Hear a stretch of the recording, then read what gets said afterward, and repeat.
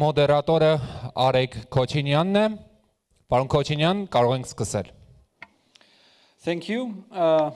Շնորհակալություն, ինչպես արդեն ներկայացվեց Արեգ Քոչինյանն եմ Հայաստանից։ Ես Հաչրուսի Հուսեյնովը Ադրբեջանի, շատ հաճելի է հյուրընկալել,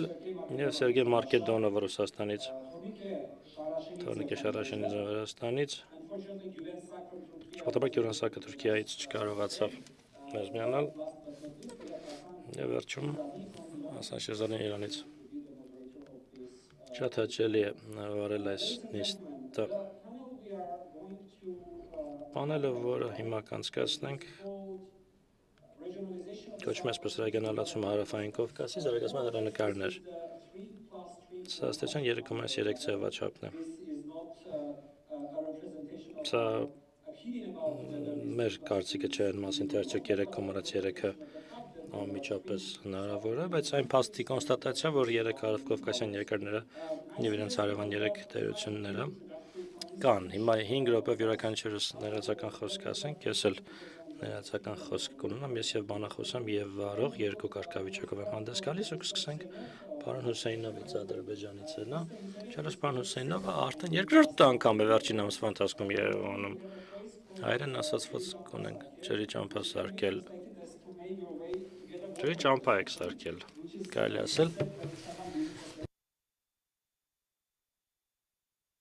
Պարոն Հուսեյնով առաջին Ադրբեջանցին եք, որ Երևան եք այցելում 2 անգամ մի ամսվա մեջ, դա 10 օրվա մեջ։ Խոսքը ձեզ ենք փոխանցում։ Մի քանի ընդհանուր դիտարկում այդ թվում իմ կողմից։ Ես շարունակեմ այն տրամաբանությունը, որ պարոն Հուսեյնովը սկսեց, այսինքն 3+3-ին պետք է 3-ի միջև խոսակցություն լինի, քննարկում լինի 3 հարավկովկասյան երկրների, որտեղ ինչ որ առումով հարաբերությունները այդ 3-ի միջև եւ համբավը ամեն երկրի, ամեն մայրաքաղաքի հասել է ճարտարագիտական տեսանկյունից ձևավորված հետ գաղութային դիսկուրսի։ Իսկ մենք ինչպես ենք տեսնում Ադրբեջանին Երևանից, ինչպես են Թբիլիսում տեսնում հայերին եւ ադրբեջանցիներին, Ադրբեջանում հայերին եւ վրացիներին, բոլոր այս հարաբերությունները, բոլոր այս մեկնումները հարաբերությունների ինչ որ առումով հետ գաղութային խոսույթի ճարտարագիտություն ունեն։ Մենք չենք հասկանում,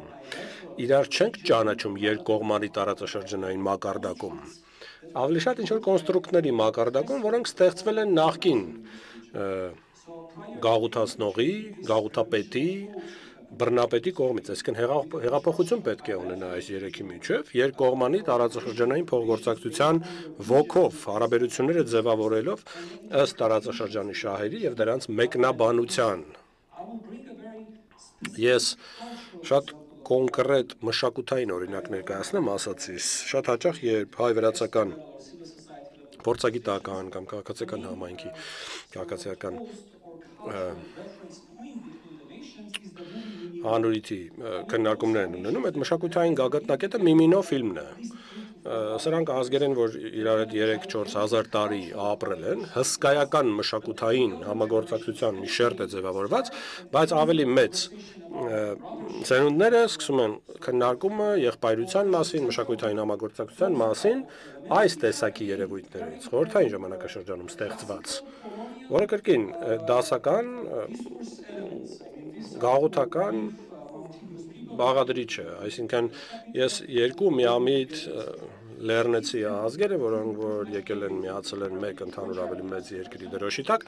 այսինքն այս ամենը պետք է նորից հասկանալ Հայաստան, Վրաստան, Ադրբեջան տիրույթում, այսինքն մտածելակերպի հեղափոխությունը պետք է առաջին հերթին։ Երկրորդը ենթակառուցվածքային հեղափոխությունը, տարածաշրջանը պետք է փոխկապակցված լինի եւ տրիպը կարող է այդ լուսավոր կետը լինել, որը սկզբունքորեն ամեն ինչի շարունակությունը կերաշխավորի։ Օրինակ, այս պահին մի քանի ամիս անց Հայաստանը կկարողանա կապ ապահովել Ադրբեջանի եւ Նախիջևանի անկլավի միջև, մասնարարպես Երաս-Սարդարակ երկաթուղու կառուցման միջոցով։ 4 կիլոմետրանոց մի երկաթգիծ, որը գոյություն չունի, բայց դրա շինարարությամբ ավելի երկար ճանապարհով, այսինքն Վրաստանով, Ադրբեջանը կապ կհաստատի երկաթուղով առաջին անգամ 35 տարվա ընթացքում իր Նախիջևանի անկլավի հետ։ Այսինքն ստեղ երեքին միատեղելու հնարավորությունը։ Հետևաբար կրկին հեղափոխությունը մտածելակերպում է ենթակառուցվածքային լուծումներում տարածաշրջանի եւ երրորդը, որը նույնպես շատ կարեւոր է, համատեղ եւ փոխշահավետ եւ միմյանց հետաքրքրող բիզնես եւ կամ գործարարական եւ տնտեսական նախաձեռնություններն են։ Գործընկերներս Հայաստանից ու Ադրբեջանից հավանաբար կժպտան հիմա, որովհետեւ ես այս գաղափարը բազմիցս հնչեցրել եմ մեր հանդիպումների ժամանակ, բայց զուտ որպես օրինակ դրա թե ինչ կարելի է անել, դա ասացի։ Ադրբեջանն հումք ունի ալյումինի արտադրության համար, Հայաստանը ունի ալյումինի արտադրության գործարանի ստեղծման կարողություն, հսկայական պահանջ կա միջազգային շուկայում ալյումինի համար, այս պահին եթե Հայաստանն ու Ադրբեջանը կարողանան հիմնել ալյումինի արտադրություն, ապա դա կլինի Եվրամիության մեկնարկի, հիշում եք, չէ, Եվրամիության հիմքերի ինչ որ նմանակ մի բան,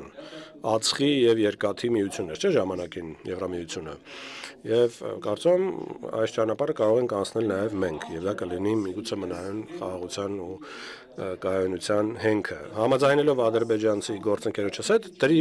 3+-ը որպես այդպեսին ենթադրում է նաեւ 3 շրջապատող տերությունների մասնակցություն, Չինաստանի ներգրավում, հարատև համագործակցություն։ Ինչու է դա կարևոր, որովհետեւ նույնիսկ այդ 3-ը համատեղելով մենք ռազմավարական խորությունը Ուկրաինայի չեն կարող ունենալ կամ որևէ այլ նման միջին հզորության տերության եւ դա մեզ դարձնում է հատկապես խոցելի փոփոխությունների այս դարաշրջանում, որտեղ ուժն է ճիշտ, ինչպես ասում են, հա, այսինքն ավելի խոշոր հարևանը կարող է հարձակվել ավելի փոքր հարևանի վրա եւ լայնածավալ պատերազմը շարունակվի տարիներով։ Ավելի փոքր երկրները, 3 հարավկովկասյան երկրները վստահաբար պետք է կենտրոնական ասիական օրինակով շարժվեն Բալթյան, Վիշեգրադի եւ ինչքան ավելի մոտ ենք միմյանց, այնքան ավելի քիչ է հավանականությունը կրկնվելու այն սցենարների, որոնք եղել են ամբողջ աշխարհում։ Վերջին 100 տարվա ընթացքում Հայաստանը, Ադրբեջանն ու Վրաստանը կորցրել են իրենց անկախությունը ոչ միմյանց, ոչ որևէ այլ տերության, այլ մեկ տերության։ Տվել են իրենց ինքնիշխանությունը եւ ընդամենը մեկ սցենար կա անկախությունը կորցնելու, նույն սցենարն է, որը որ տեղի ունեցել է աշխարհի այս հատվածում 20-րդ դարի սկզբին։ Այլ սցենար չկա,